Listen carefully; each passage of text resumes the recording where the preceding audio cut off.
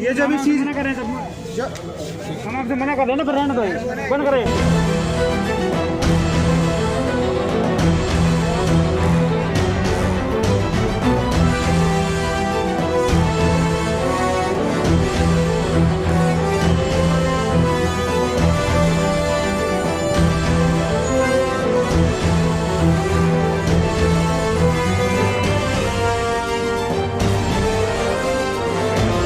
पचपन 5000 candidates medical fit candidates उनको अभी तक ज्वाइनिंग नहीं मिला है। प्रधानमंत्री जी का जन्मदिन है और हम सभी युवाओं की तरफ से, देश के सभी युवाओं की तरफ से उनको शुभकामनाएं हैं। और आज के दिन हमने विरोध प्रदर्शन किया है क्योंकि हमारी समस्याएं हैं। सार्वजनिक जगह पे कुछ लोग इकट्ठा नहीं हो सकते हैं, बस क्या कर रहे हैं हम लोग? साउंड सिस्टम ले रहे हैं? बिल्कुल नहीं, हम लोग परमिशन नहीं मिली, कर रहे हैं। हम अपने कानून का पालन कर रहे हैं, हम अफसरों के आदेश का पालन कर रहे हैं। आपको परमिशन नहीं मिली है, वो तो हम करेंगे। सभी से अनुरोध है, आप अपने अफसरों का पालन करेंगे, हमें पता है। हम लोग और आप केक काटना है, नई दिल्ली के अलावा बहुत सारी जगह हैं जब आप केक काट सकते हो, नई दिल्ली में अलाउ नहीं है।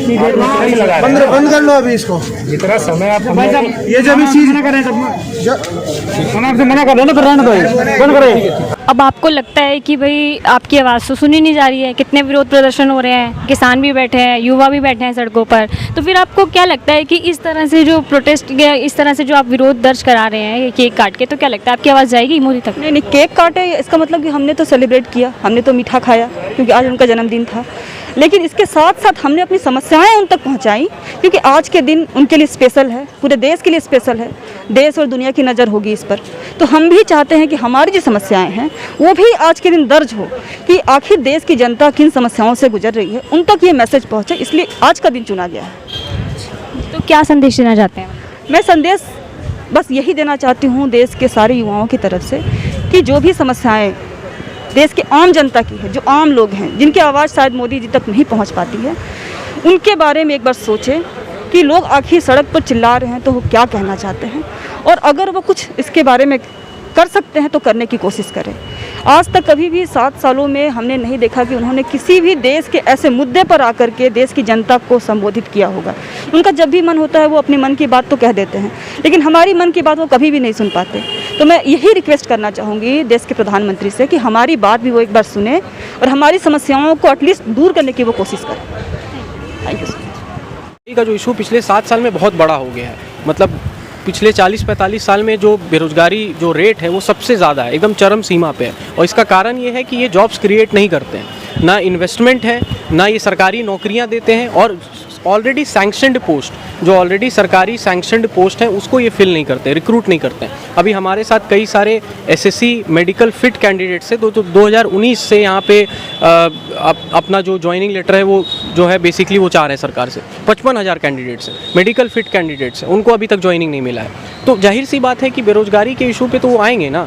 मोदी जी कहते थे कि हम हर साल 2 करोड़ नौकरियाँ देंगे, मोदी जी कहते थे कि हम जो भी काला धन है वो वापस ले आएंगे, मोदी जी कहते थे कि हम जीएसटी से इकोनॉमी को बूस्ट अप कर देंगे। ये सारी चीज़ों के बारे में मोदी जी हमेशा कहते हैं, और ये आप देखें ना कि क्या ऑन ग्राउंड इम्प्लीमेंट हुआ है, क्या ब्लैक मनी वापस आया है, कि क्या 15-15 लाख सबके खाते में गए हैं, क्या जो मोदी जी ने प्रॉमिस किया था कि डीमोनेटाइजेशन के बाद जो काला धन है जो विदेशों में पड़ा है वो वापस आ जाएगा, क्या वो आया? नहीं आया। मेरा नाम प्रदीप पांडे है, मैं उत्तर प्रदेश के नक्सल डिस्ट्रिक्ट से हूँ। हम यही माननीय गृह मंत्री जी अमित शाह जी से मैं यही पूछना चाहूँगा कि हम लोग 55 हज़ार मेडिकल फिट है, अगर आपके पास 1,27,000 सीट है तो क्यों नहीं हम लोग को रोजगार दिया जा रहा है? हम लोग दर दर की ठोकरें खा रहे हैं, हम लोग से भी आप लोग बने हुए हैं, क्योंकि हम लोग इतने दिन से परेशान हैं। क्यों हमारी बात नहीं सुनी जा रही है? हम लोग दिल्ली के सड़कों पे भटक रहे हैं, प्रशासन हमारी बात नहीं सुन रही है, प्रशासन हमारे ऊपर लाठीचार्ज कर रही है। कहाँ गई ये 2 करोड़ की नौकरी मिलने वाली? हर साल 2 करोड़ की वादा किया गया था, और जो कि 5 साल से हम लोग 4 साल से वैकेंसी रुकी हुई थी। इतने दिन से हम लोग पढ़ लिख करके क्या करें, ओवर एज हो चुके हैं। कौन कहने का कोरोना काल में रिलैक्सेशन मिला एज में? कुछ भी नहीं मिला। कहाँ जाए हम लोग इतना ही कहेंगे कि सरकार हमारी बात सुन लीजिए, क्योंकि मैं आपसे प्रणाम करके पैर छू करके रिक्वेस्ट कर रहा हूँ, क्योंकि हम लोग बहुत गरीब करते हैं। हमारी बात क्यों सुन नहीं रही है सरकार? क्योंकि 2022 में चुनाव है, अगर हमारी बात नहीं सुनी गई तो 2022 में चुनाव में हम लोग भी दिखाएंगे अपनी ताकत क्या है। हम लोग इतने परेशान हो चुके हैं, कहाँ कैसे हम लोग कहाँ पी रहे हैं, क्या करेंगे, रोड पे कैसे हम लोग भटक रहे हैं। हम लोग को कोई किसी भी तरीके से धरना प्रदर्शन करने दिया जाएगा, न कुछ करने दिया जाएगा। इतने गरीब घर से हम लोग हैं कि पैसा कर्ज लेकर के यहाँ से आना पड़ता है। सुनेंगे तो 2022 में इसका परिणाम जरूर दिखेगा, चाहे कुछ भी हो जाए 2022 में परिणाम इसका जरूर दिखेगा, क्योंकि हम लोग बहुत परेशान हो चुके हैं। हमारे ऊपर बहुत ही प्रत्यार किया जा रहा है दिल्ली पुलिस के द्वारा और लोगों द्वारा। हम लोग किसी भी तरीके से धरना प्रदर्शन नहीं कर पा रहे हैं। सीधे बोला जाता है कि आपको मिला कहाँ है, प्रूफ दिखाइए। अब प्रूफ हम लोग को मिलेगा ही नहीं, कहाँ से मिलेगा धरना प्रदर्शन हम लोग को। 17 अगस्त को प्रोटेस्ट करते हमारे ऊपर इतना लाठीचार्ज हुआ, बहनों के कपड़े तक फाड़े गए। वो वीडियो मेरे पास मौजूद है आज भी, बहनों के कपड़े तक फाड़े गए। इस कदर हमारे साथ जाते की जा रही है। हम कहाँ जाएंगे भैया? प्रधानमंत्री नरेंद्र मोदी जी के जन्मदिवस पर हम आज ये मांग करते हैं कि मोदी जी हमारी सुनिए। आप नहीं सुनोगे तो हमारी कौन सुनेगा? हम पाकिस्तान के प्रधानमंत्री के सामने थोड़ा ना गिड़गिड़ाएंगे जाके, हम आपके समक्ष गिड़गिड़ाएंगे। और क्या कारण है, मैं पूछना चाहता हूँ, क्या कारण है जब आपके गृह राज्य मंत्री संसद में खड़े होकर ऑन रिकॉर्ड बयान देते हैं कि हमारे पास 1,10,000 पद अर्धसैनिक बल के खाली पड़े हुए हैं, तो आखिर आपको क्या कारण है 55,000 युवाओं को ज्वाइनिंग देने में? क्या कारण है आपके पास? क्या वो योग्य नहीं है? वो तो रिटर्न भी पास किया, फिजिकल भी पास किया, मेडिकल भी पास किया, और 3 साल एक भर्ती में 3 साल, मैडम जी आप समझती हैं 3 साल में कितना वो लगता है? ये स्थिति पर लाकर आज युवा खड़ा हो गया है। युवा की शादी हो जाती है, शादी होने के बाद वो अपने परिवार को पाले कि सड़कों पे आकर धरना करे कि हमको ज्वाइनिंग दे दो। हमारे साथ में कई कैंडिडेट ऐसे हैं जिनकी शादी हो चुकी है, जिनके बच्चे हो चुके हैं, और आज वो दिल्ली की सड़कों पर भटक रहे हैं। उनके घर से फोन आता है कि आप कहाँ रह गए, वो नौकरी की तलाश में दिल्ली पर भटक रहा है आके। और वो ये युवा है। हम चयनित बेरोजगार हैं साहब, चयनित बेरोजगार हैं हम लोग। चयन होने के बावजूद हमको बाहर कर दिया गया। चयन होने के बावजूद, रिटर्न, फिजिकल, मेडिकल तीनों चरणों में उत्तीर्ण होने के बावजूद हम बाहर हुए हैं। आखिरकार यही सब कुछ करना है तो एक काम कीजिए साहब, हमको अर्थी दे दीजिए या हमको वर्दी दे दीजिए। इन दो में से एक चीज़ दे दीजिए, तभी हम दिल्ली से जाएंगे, नहीं तो हम दिल्ली से वापस नहीं जाएंगे। ये हमने प्रण ले लिया है, या तो मोदी जी हमको वर्दी दे दो या फिर हमको अर्थी दे दो। बेरोजगारी का जीवन जीने से अच्छा है मर जाना ठीक है। कहाँ जाएगा युवा? रिटर्न पास करेगा, फिजिकल पास करेगा, मेडिकल पास करेगा, फिर ज्वाइनिंग के लिए दिल्ली की सड़कों पर दर भटकेगा।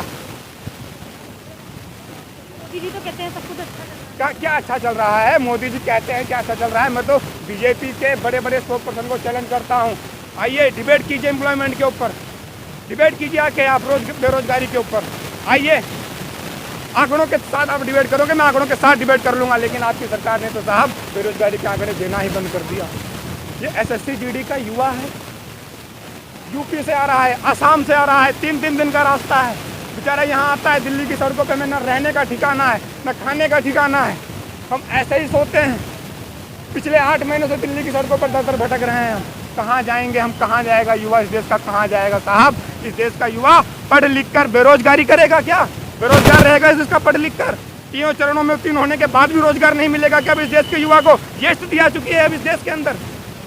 बस मैं इतनी ही बात कहना चाहूँगा, मोदी जी हम आपसे कुछ नहीं चाहते। हम SSC GD medical fit candidate हैं, हमको रोजगार दीजिए, हमें और कुछ नहीं चाहिए।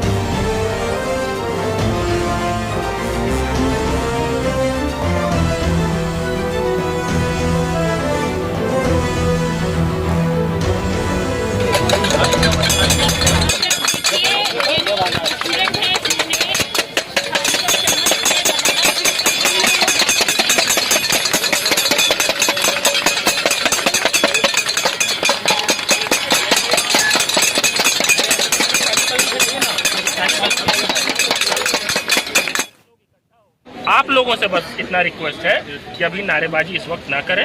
हम लोग 5 मिनट में ये जो केक है इसको केक काटेंगे, केक खाएंगे आराम से, और जो साहब लोग हैं यहाँ पे उनको भी खिलाएंगे हम लोग। और जिस तरह देश भर में जुमला दिवस मनाया गया है, हर राज्य में हर जिले में मनाया गया, उसी तरह देश की राजधानी में भी मनाया जाएगा।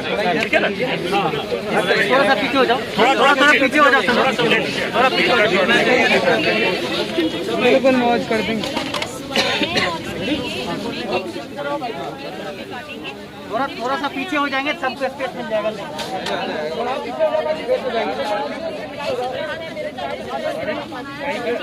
भाई कमाई और दवाई।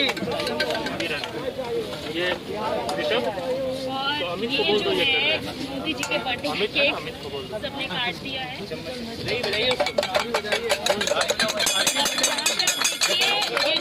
स्टूडेंट है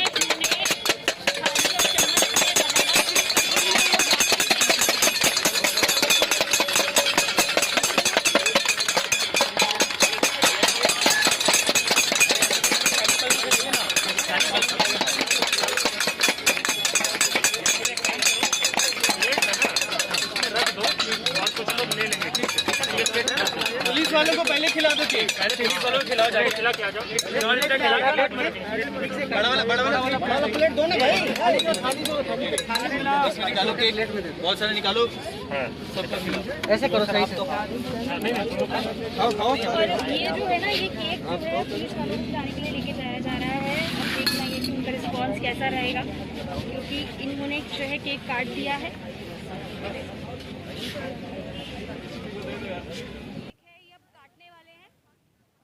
खबरों में बने रहने के लिए फोरम 4 को सब्सक्राइब करें और नोटिफिकेशन पाने के लिए बेल आइकन दबाएं।